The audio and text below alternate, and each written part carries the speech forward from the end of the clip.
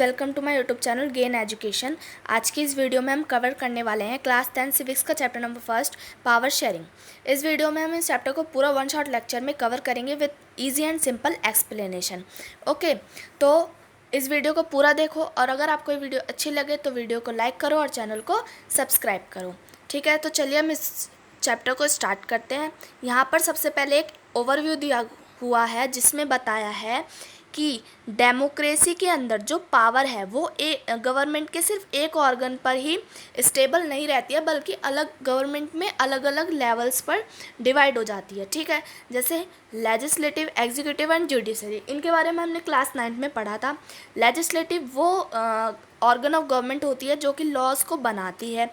Executive उन laws को implement करती है और जुडिशरी देखती है कि जो लॉ बनाए गए हैं और इम्प्लीमेंट करे गए हैं उनको अच्छे से फॉलो करा जा रहा है या फिर नहीं। ये तीनों जो ऑर्गन ऑफ गवर्नमेंट है, ये डेमोक्रेसी में बहुत इंपॉर्टेंस रोल प्ले करते हैं, बहुत इंपॉर्टेंस रखते हैं। ठीक है, पावर शेयरिंग के बारे में हम इस चैप्टर में बहुत अच्छे से जानने वाले हैं with the example of two country which is Belgium and Sri Lanka. ठीक है, तो चलिए स्टार्ट करते हैं। यहाँ पर बेल्जियम और श्रीलंका के बारे में बताया गया है। सबसे पहले स्टार्ट करते हैं हम बेल्जियम के साथ। तो Belgium is a small country in Europe, smaller in area than the state of Haryana. Belgium एक बहुत स्मॉल कंट्री है यूरोप की। जैसे हमारे इंडिया में हरियाणा है स्टेट है, बिल्कुल उतनी ही स्मॉल है बेल्जियम भी। ठीक है, it has border with France, the Netherland, Germany and Luxembourg. Belgium के बॉर्डर पर 4 कंट्रीज़ स्टेबल हैं, जैसे कि नीदरलैंड, जर्मनी, फ्रांस और Luxembourg. It has population of a little over 1 crore, about the half of the population of Haryana. Belgium की जो population है वो हरियाणा की पॉपुलेशन के हाफ है, अबाउट 1 करोड़। ठीक है, बेल्जियम में अबाउट 1 करोड़ पॉपुलेशन है। The ethnic composition of the small country is very complex. Belgium में एथनिक कंपोजिशन बहुत ज़्यादा देखने को मिलती है। एथनिक कंपोजिशन क्या होता है? एथनिक कंपोजिशन एक सोशल डिवीज़न होता है based on culture, religion, caste, language और फिज़िकल स्टेटस। ठीक है, तो ये जो एथनिक कंपोजिशन है बेल्जियम में ये बहुत ज़्यादा देखने को हमें मिलता है। ठीक है, one of the country's total population 59% live in the Flemish region and speak Dutch language। Belgium में 59% जो लोग हैं वो फ्लेमिश रीजन में रहते हैं और डच बोलते हैं, और 40% जो लोग हैं वो वलोनिया रीजन में रहते हैं और फ्रेंच बोलते हैं। ठीक है, बेल्जियम में 59% लोग फ्लेमिश रीजन में रहते हैं, डच स्पीकिंग बोलते हैं, और 40% लोग वलोनिया रीजन में रहते हैं और फ्रेंच लैंग्वेज बोलते हैं। Remaining 1% of the Belgian speak German, और जो 1% लोग हैं बेल्जियम में वो जर्मन लैंग्वेज बोलते हैं।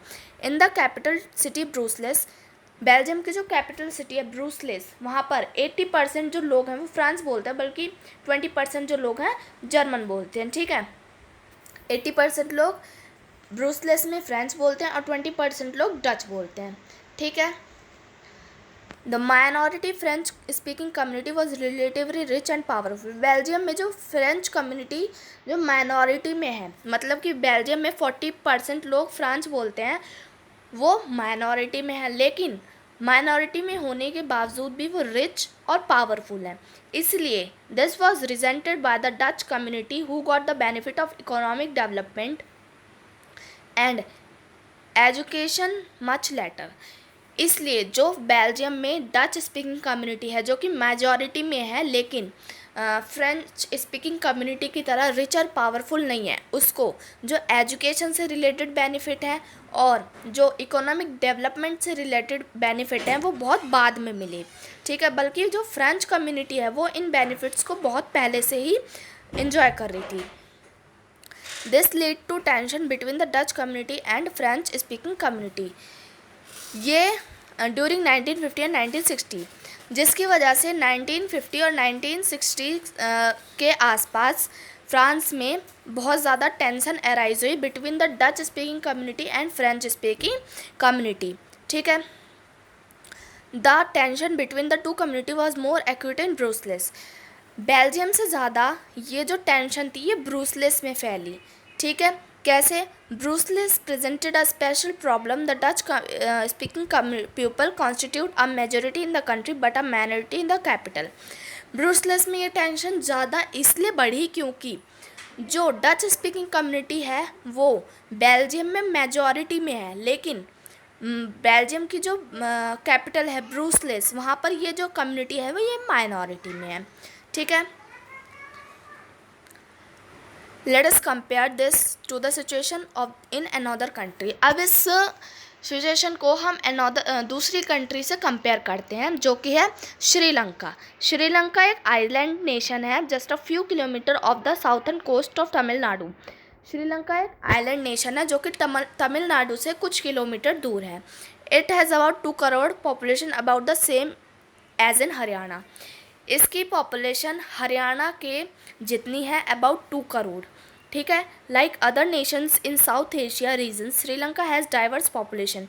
जैसे कि साउथ एशिया रीजन में जो अलग अलग नेशन हैं उनकी कंट्री में डाइवर्सिटी देखने को मिलती है, वैसे ही श्रीलंका में भी बहुत ज़्यादा डाइवर्स पॉपुलेशन देखने को मिलती है।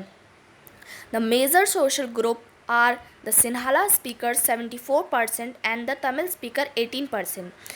श्रीलंका में 2 सोशल ग्रुप हैं, जो है सिन्हाला स्पीकर और तमिल स्पीकर। सिन्हाला स्पीकर है 74% और तमिल स्पीकर है 18%। तो ऐसे साफ साफ पता चलता है कि जो श्रीलंका है उसमें सिन्हाला स्पीकर मेजॉरिटी में है। ठीक है, अब मेजॉरिटी में है तो बेसिकली पावरफुल भी होंगे। तो यहाँ दे रखा है एमंग तमिल देयर आर 2 सब ग्रुप्स। श्रीलंका में 2 ग्रुप्स थे, सिन्हाला स्पीकर्स और तमिल स्पीकर, लेकिन तमिल स्पीकर्स में भी 2 सब ग्रुप्स हैं। ठीक है, वो सब ग्रुप्स क्या है देखते हैं। Tamil natives of the country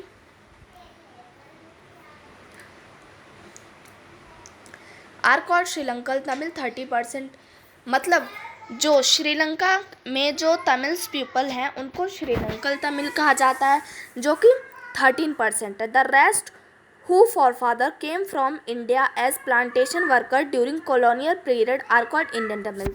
ठीक है, 30% तो श्रीलंकन तमिल है, और जो वहाँ पर श्रीलंका में जो इंडिया से आए हुए प्लांटेशन वर्कर्स थे जो कि श्रीलंका में ही रहने लगे थे, उनको क्या कहा जाता है? इंडियन तमिल्स उनको कहा जाता है, जो कि इंडिया से आए हुए लोग थे एज अ प्लांटेशन वर्कर यहाँ श्रीलंका में काम करने के लिए और यहीं पर बस गए थे, उनको कहा जाता है श्रीलंकन तमिल, जो कि 5% थे। ठीक है, as you can see from the map Sri Lanka Tamils are connected to in the north and east of the country. Most of the Sinhala speaking people are Buddhist while the most of the Tamil are Hindu और Muslim. ज़्यादातर जो Sinhala speaking people थे वो Buddhist थे और जो ज़्यादातर Tamil speaking population थी वो हिंदू थी और मुस्लिम थी। About 7% Christian who are both Tamil and Sinhala. और श्रीलंका में 7% लोग ऐसे थे जो कि क्रिश्चियन थे और वो दोनों लैंग्वेज बोलते थे, तमिल भी बोलते थे और सिन्हाला लैंग्वेज भी बोलते थे। ठीक है, just imagine what could happen in situation like this. अब इस सिचुएशन में क्या हुआ होगा, यही कि in Belgium the Dutch community could take advantage of its numeric majority and force its will on the French and German speaking population. क्या हुआ कि जो डच कम्युनिटी है ब्रुसलेस में, बेल्जियम की कैपिटल में जो डच कम्युनिटी है वो मेजॉरिटी में थी और वो बहुत ज़्यादा एडवांटेज उठा रही थी वहाँ की पॉलिसीज़ की। ठीक है, और वहाँ की जो फ्रेंच और जर्मन स्पीकिंग पॉपुलेशन थी उसको रिप्रेजेंट कर रही थी। This would push the conflict among community further. इसकी वजह से डच और फ्रेंच स्पीकिंग कम्युनिटी के बीच में बहुत ज़्यादा कन्फ्लिक्ट्स अराइज हुए। This could lead to a very messy partition of the country. Both the sides would claim control over Brussels in Sri Lanka. The Sinhala community enjoy an even bigger majority and could impose will on the entire country. Now let us look at the what happened in both country. क्या हुआ कि जो Belgium में और ब्रुसलेस में जो 2 groups थे, French speaking groups और डच स्पीकिंग ग्रुप्स, ये दोनों ग्रुप चाहते थे कि वो कंट्री पर रूल करें, इसलिए उनके बीच में बहुत ज़्यादा कॉन्फ्लिक्ट्स अराइज हुए और ब्रुसलेस में और बेल्जियम में बहुत ज़्यादा पार्टीशन हमें देखने के लिए मिला। और जो श्रीलंका थी, श्रीलंका में जो सिन्हाला स्पीकिंग कम्युनिटी थी वो बहुत बड़ी मेजॉरिटी में थी, बहुत ज़्यादा मेजॉरिटी में थी, इसलिए उसने अपनी पावर को पूरी कंट्री पर इम्पोज कर दिया था। ठीक है, अब देखते हैं यहाँ पर इन कंडीशंस की वजह से कौन कौन से टेंशन अराइज हुई और गवर्नमेंट ने इसको ओवरकम करने के लिए क्या करा। तो मेजॉरिटिज़म इन श्रीलंका में जो मेजॉरिटिज़म देखने के लिए मिलता था उसके बारे में हम यहाँ पर पढ़ेंगे। ठीक है, तो Sri Lanka emerge as an independent country 1948। Sri Lanka 1948 में एक इंडिपेंडेंट कंट्री बनी। The leader of the Sinhala community sought to secure dominance over government by virtue of the majority. Sri Lanka में जो सिन्हाला कम्युनिटी थी वो डोमिनेंस में थी। ठीक है, क्यों डोमिनेंस में थी और वो पूरी कंट्री पर रूल कर रही थी। क्यों? क्योंकि वो मेजॉरिटी में भी थी।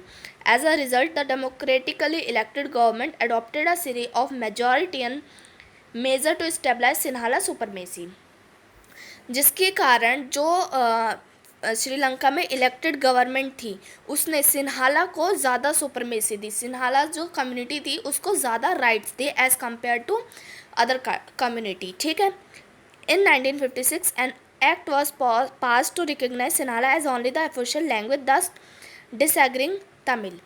अब 1956 में श्रीलंका में एक एक्ट पास करा गया जिसके अकॉर्डिंग जो सिन्हाला थी उसको as a official language declare कर दिया गया और जो तमिल लैंग्वेज थी उसको डिसरिगार्डिंग कर दिया गया। ठीक है, the government follow preferential policy that favour Sinhala applicant for university position and government jobs. जो गवर्नमेंट थी वो सिन्हाला को ज़्यादा सुपरमेसी देती थी, सिन्हाला के गुडविल के लिए ज़्यादा सोचती थी और जो तमिल लोग थे उनको डिसरिगार्डिंग कर दिया था पूरी तरीके से। और जो यूनिवर्सिटी में यूनिवर्सिटी में जो पोजीशन दी जाती थी और गवर्नमेंट जॉब्स वो सिन्हाला कम्युनिटी को ज़्यादा मिलती थी as compare to Tamil community and other. A new constitution stipulated that the state shall protect and foster Buddhist. एक नया कॉन्स्टिट्यूशन बनाया गया जिसके अकॉर्डिंग जो बुद्धिस्ट लोग थे उनको पूरी तरीके से प्रोटेक्ट कर दिया गया। All this government major coming one after the other gradually increase the feeling of alienation among the Sri Lankan Tamils. ये जो गवर्नमेंट्स के मेजर्स हैं, पॉलिसी हैं, ये धीरे धीरे बढ़ती गई जिसकी वजह से श्रीलंका को श्रीलंकन तमिल्स जो थे उनको बहुत ज़्यादा प्राइवेसी दी गई, बहुत ज़्यादा उनको राइट्स दिए गए। ठीक है, they felt that none of the major political parties led by the Buddhist Sinhala leaders was sensitive to the language and culture। अब जो पॉलिटिकल वहाँ की जो पॉलिटिकल पार्टीज़ थी वो बुद्धिस्ट को सिन्हाला कम्युनिटी में जो बुद्धिस्ट थे वो ज़्यादा थे, है ना, तो उनके लैंग्वेज को और उनके कल्चर को ज़्यादा बढ़ावा देती थी। They felt that Constitution and government policy denied them equal political right, discriminate against them in getting job and other opportunity and ignored their interest। अब इससे जो इंडियन तमिल्स थे उनको क्या लगता था कि जो गवर्नमेंट की जो पॉलिसी है वो इक्वल पॉलिटिकल जो राइट्स है इस पॉलिसी को डिनाई कर रही है और डिस्क्रिमिनेशन कर रही है जॉब्स में और अपॉर्चुनिटीज़ में। जो कंट्रीज़ के लोग हैं उनके बीच में डिस्क्रिमिनेशन कर रही है in the field of job and opportunity, और उनके जो इंडियन तमिल्स है उनके इंटरेस्ट को भी इग्नोर कर रही है पूरी तरीके से। As a result and relations between Sinhala and Indian Tamils community strained over time, जिसकी वजह से जो सिन्हाला और तमिल कम्युनिटी थी उनके बीच में बहुत ज़्यादा कन्फ्लिक्ट हुए, दरार पैदा हुई। ठीक है, the Sri Lankan Tamils launch parties and struggle for the recognition of Tamil as an official language for regional autonomy and equality of opportunity in securing education and jobs. जो श्रीलंकन तमिल्स थे उन्होंने पार्टी लॉन्च करी और जो श्रीलंकन तमिल्स थे उन्होंने पार्टीज़ लॉन्च करी।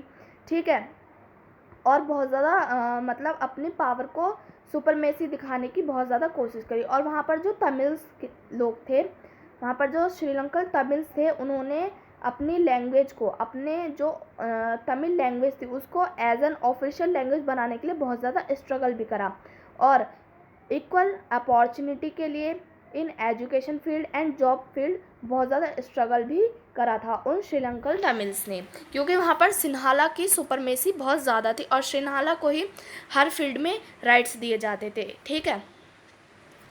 But their demand for more autonomy in provinces populated by the Tamils was repeatedly denied. By 1980 several political organizations formed demanding an independent Tamilam state in northern and eastern part of Sri Lanka. देखो वहाँ पर सिन्हाला की जो language थी वो as a official language declare कर दी गई थी। सिन्हाला की सुपरमेसी पूरे श्रीलंका में बहुत ज़्यादा बढ़ गई थी, ठीक है। तो जो श्रीलंकन तमिल्स थे उनके थ्रू जो डिमांड एराइज कराई जा रही थी कि हमारी लैंग्वेज को भी as a official language declare करा जाए और हमारा एक अलग स्टेट बनाया जाए जिसको हम तमिल इलम कहेंगे, जिसका मीनिंग है स्टेट, ठीक है। इन डिमांड्स को रिपीटेडली डिनाई करा जा रहा था by Sri Lankan government, by Sinhala community, ठीक है। The distrusts between the two community turn into widespread conflict. अब इन दोनों कम्युनिटीज़ के बीच में जो दरार थी, जो मनमुटाव थे, ये बहुत ज़्यादा एक बड़े कन्फ्लिक्ट में चेंज हो गए। Its soon turn into civil war. अब ये जो कन्फ्लिक्ट था ये सिविल वॉर में भी टर्न हो गया। सिविल वॉर क्या होता है? सिविल वॉर बेसिकली एक ऐसा वॉर है जो एक ही कंट्री के अंदर लड़ा जाता है उसी कंट्री के लोगों के बीच में, ठीक है। जैसा कि श्रीलंका में श्रीलंकन तमिल्स और सिन्हाला कम्युनिटीज़ के बीच में हुआ था। As a result thousand of people of both the community have been killed. जिसके रिजल्ट में जो श्रीलंका थे उसमें बहुत सारे लोग मारे गए। Many families were force to leave the country as refuge and many more lost their livelihood. बहुत सारी कंट्रीज़ को बहुत सारे लोगों को वो कंट्री छोड़कर जाना पड़ा और बहुत सारे लोगों को अपना जो लिवलीहुड था, अपने जो जीवन शैली थी उसको भी छोड़ना पड़ा, उसको भी गंवाना पड़ा, ठीक है। Sri Lanka excellent record of economic development, education and health, but the civil war has cause terrible setback to the social culture and economic life of the country. जो श्रीलंका थी उसका जो इकोनॉमिक डेवलपमेंट, एजुकेशन और हेल्थ इन फील्ड में उसका एक बहुत अच्छा रिकॉर्ड था, लेकिन जो सिविल वॉर था उसकी वजह से श्रीलंका में social culture and economic life बहुत बेकार हो गई थी, ठीक है। अब देखते हैं एकोनोमेडेशन इन बेल्जियम, मतलब कि बेल्जियम में क्या बदलाव हुए, ठीक है। वहाँ की गवर्नमेंट ने बेल्जियम में क्या बदलाव लाए उसके बारे में हम देखेंगे, क्योंकि श्रीलंका में तो जब एक ही कम्युनिटी को पावर दे दी गई तो उसकी वजह से वहाँ पर बहुत ज़्यादा कन्फ्लिक्ट हुए, सिविल वॉर तक हो गया था, जिसकी वजह से श्रीलंका का बहुत ज़्यादा लॉस हुआ। लेकिन क्या बेल्जियम ने भी ऐसा ही करा? क्या उसने भी सिर्फ एक ही कम्युनिटी को पावर दी या फिर अपनी पावर को शेयर कर दिया? तो यहाँ पर इसी के बारे में बताया गया है। Accommodation in Belgium, the Belgium leader took a different path. Belgium जो लीडर्स थे, बेल्जियम के जो लीडर्स थे उन्होंने एक अलग रास्ता अपनाया। They recognise the existence of regional difference and culture diversity. उन्होंने रीजनल डिफरेंस और कल्चर डाइवर्सिटी को नज़रअंदाज नहीं करा बल्कि उस पर काम करा। Between 1970 and 1993 they amend their constitution for times so as to work out an arrangement that would enable everyone to live together within the same country. उन्होंने 1970 और 1993 में अपने कॉन्स्टिट्यूशन में 4 बार बदलाव करे, जिन बदलाव के कारण अलग अलग तरह के लोग भी एक कंट्री में रह सकते हैं। They arrangement there work out is different from any other country and it is very innovated. उन्होंने जो बदलाव करे वो बहुत अलग थे। बाकी कंट्रियों में जैसे बदलाव थे उन बदलावों से बेल्जियम में बहुत अलग तरीके के बदलाव करे गए। Here are some of the elements of Belgium model. जो बदलाव यहाँ पर दिए हुए हैं, जैसे कि फर्स्ट चेंज यहाँ पर दिया हुआ है, constitution prescribe the number of Dutch and French speaking minister shall be equal in central government. Constitution के अकॉर्डिंग जो डच और फ्रेंच स्पीकिंग मिनिस्टर हैं वो सेंट्रल गवर्नमेंट में इक्वल रहेंगी। Some special law required to support majority of member from each linguistic group. कुछ special law provide करे गए मेजॉरिटी ग्रुप्स के जो लिंग्विस्टिक बेस्ड मेजॉरिटी ग्रुप थे, मतलब जो लैंग्वेज के बेस्ड पर मेजॉरिटी ग्रुप्स थे, उनको कुछ स्पेशल लॉ रिक्वायर्ड प्रोवाइड करे गए, ठीक है। Thus no single community can make decision unilaterally, जिसके कारण जो लैंग्वेज बेस्ड कम्युनिटी है उसमें एक ही सिंगल कम्युनिटी कोई डिसीजन ना ले सके, बल्कि जो भी डिसीज़न लिया जाए वो दोनों कम्युनिटी के एडवाइस के बिहाफ पर लिया जाए, ठीक है।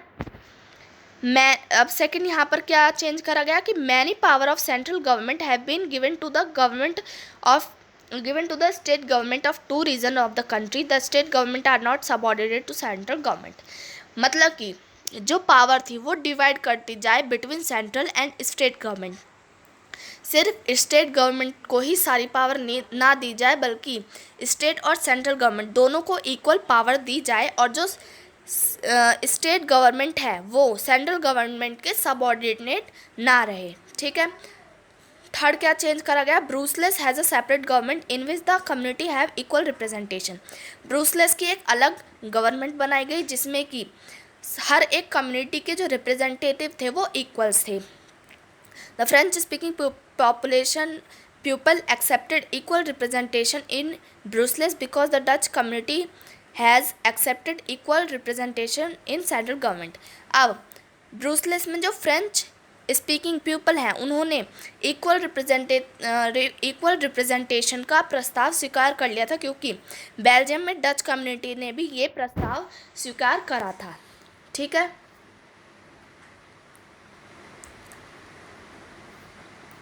अब यहाँ पर एक चौथा जो बदलाव है वो ये है कि apart from central and state government there is a third kind of government. Central और स्टेट गवर्नमेंट के अलावा भी बेल्जियम और ब्रूसलेस में एक अलग टाइप की गवर्नमेंट होगी जिसको कहा जाएगा कम्युनिटी गवर्नमेंट, ठीक है। ये गवर्नमेंट हर एक लैंग्वेज कम्युनिटी के लिए अलग होगी, जैसे डच के लिए अलग कम्युनिटी गवर्नमेंट होगी, फ्रेंच के लिए अलग कम्युनिटी गवर्नमेंट होगी, और जर्मन के लिए एक अलग कम्युनिटी गवर्नमेंट होगी। This government has the power regarding culture, education, language related issue. इस गवर्नमेंट के पास पावर होगी रिलेटेड टू कल्चर, एजुकेशन और लैंग्वेज रिलेटेड इशू। मतलब कि कल्चर बेस पे, एजुकेशन बेस पे या फिर लैंग्वेज बेस पे कोई भी अगर इशू होगा तो वो कम्युनिटी गवर्नमेंट देखेगी, ठीक है। उन इश्यूज़ को कम्युनिटी गवर्नमेंट सॉल्व करेगी। You might find the Belgian model very complicated. It indeed is very complicated even for people living in Belgium, but these arrangements have worked well so far. They help to avoid civic strife between the major community and as possible division of country on linguistic lines. When many countries of Europe come together to form European Union, Brussels was chosen as headquarter.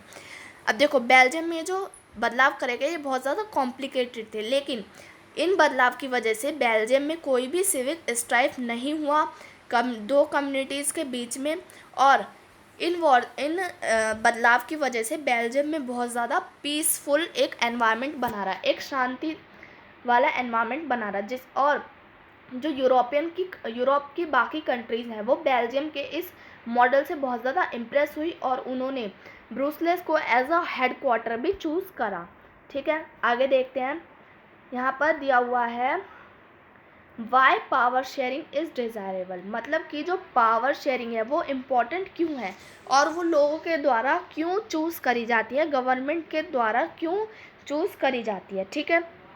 इसके बारे में हम यहाँ जानेंगे। Thus, two different set of reason can be given in favor of power sharing. Power sharing desirable है, इसके दो different reason है। First, power sharing is good because it help to reduce the possibility of conflict between social group.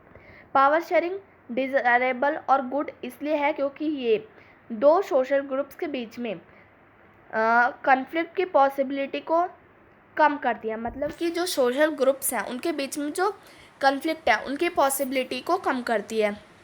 Since social conflict often lead to violence and political instability, क्योंकि हमारे जो conflict है, social conflict है, इसकी वजह से बहुत ज़्यादा वायलेंस, बहुत ज़्यादा हिंसा फैल सकती है और पॉलिटिकल इंस्टेबिलिटी भी आ सकती है गवर्नमेंट में। Power sharing is good way to ensure the stability of political order. Power sharing की वजह से पॉलिटिकल ऑर्डर में स्टेबिलिटी भी बनी रहती है, स्टेबिलिटी भी इंश्योर रहती है। Imposing the will of majority community over other may look like an attractive opinion in the short run, but in the long run it undermine the unity of nation. ठीक है, अगर majority community पूरी country पर rule करेगी तो ये सिर्फ थोड़े टाइम के लिए अट्रैक्टिव दिखेगा, आगे चलकर ये कन्फ्लिक्ट पैदा कर सकता है, इसलिए जो पावर है वो डिवाइड कर दी जाती है। ठीक है, अब पावर शेयरिंग डिज़ायरेबल है, इसका फर्स्ट रीज़न तो हमने देख लिया था कि ये सोशल कन्फ्लिक्ट को रिड्यूस करती है और पॉलिटिकल स्टेबिलिटी बनाती है। अब इसका जो सेकंड रीज़न है वो क्या है?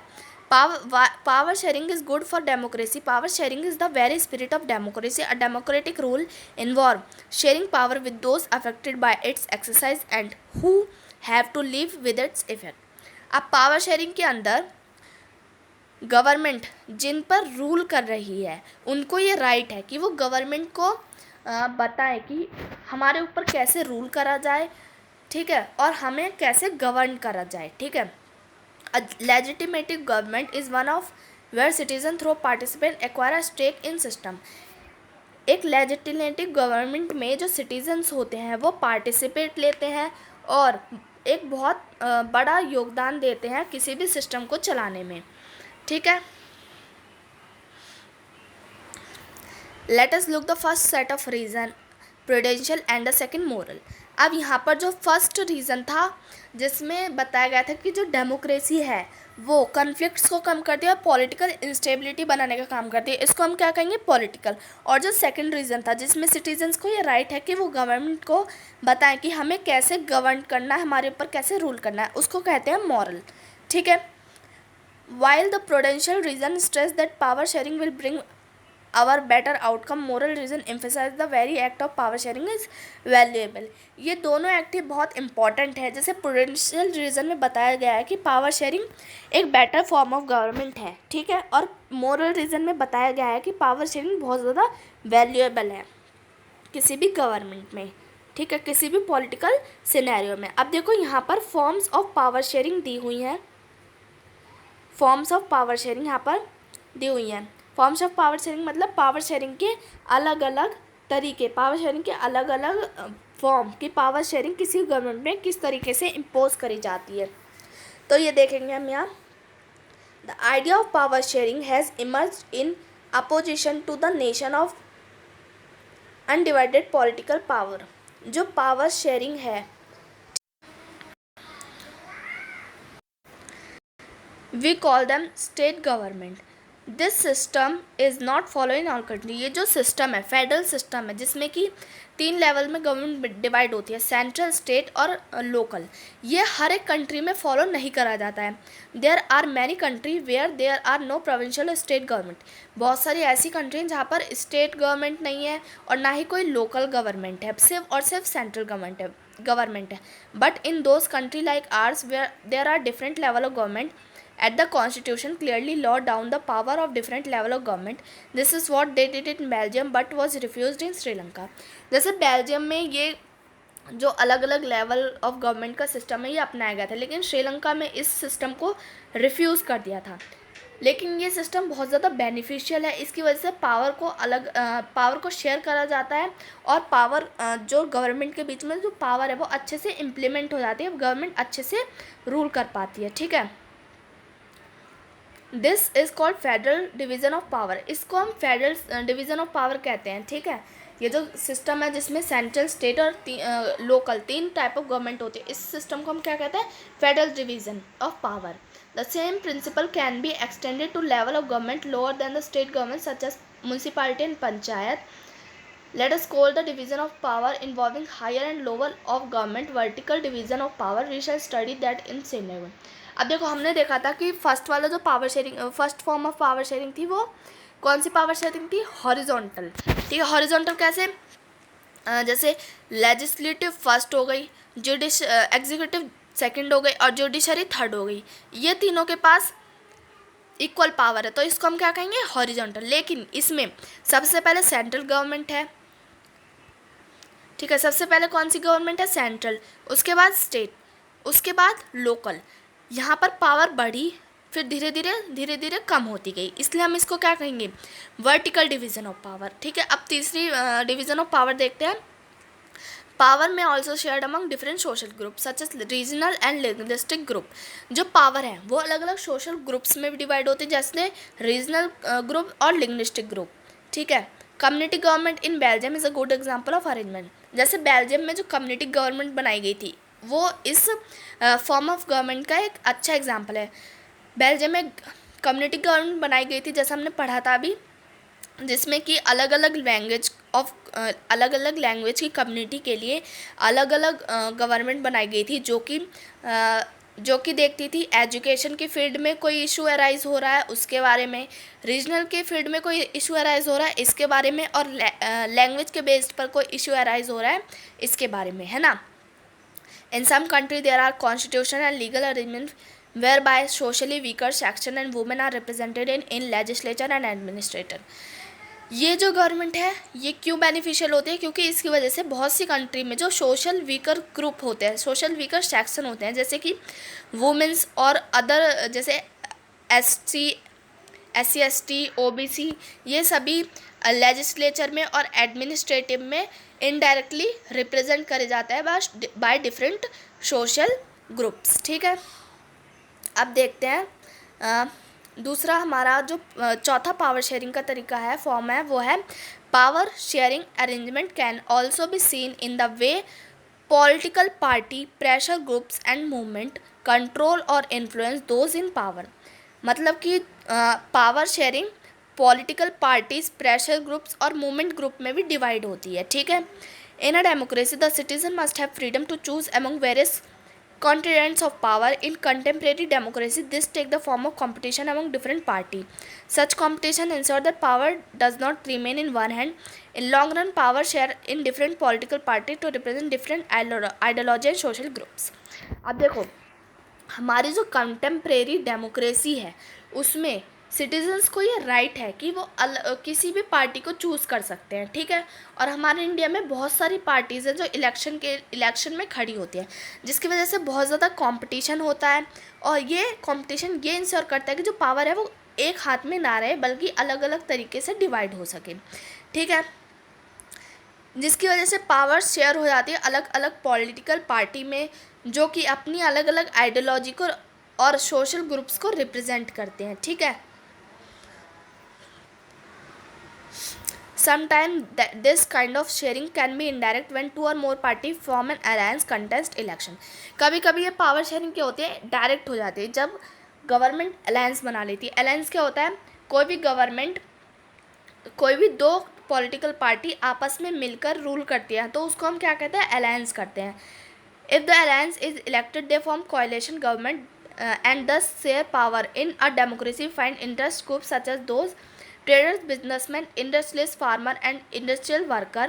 They also will have a share in government power either through participation in governmental committees or bringing influence on the decision making process।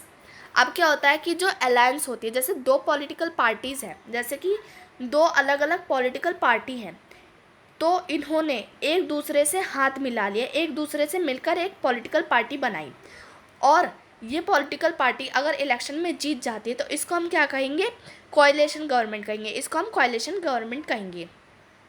अब ये जो कोalition गवर्नमेंट है ये जीतने के बाद बहुत ज़्यादा बेनिफिट देती है ट्रेडर्स को, बिजनेसमैन को, इंडस्ट्रीज को, फार्मर को और इंडस्ट्रियल वर्कर को। ठीक है, और ये बहुत ज़्यादा बेनिफिशियल भी साबित होती है। ठीक है, तो यहीं से हमारा चैप्टर होता है ख़त्म।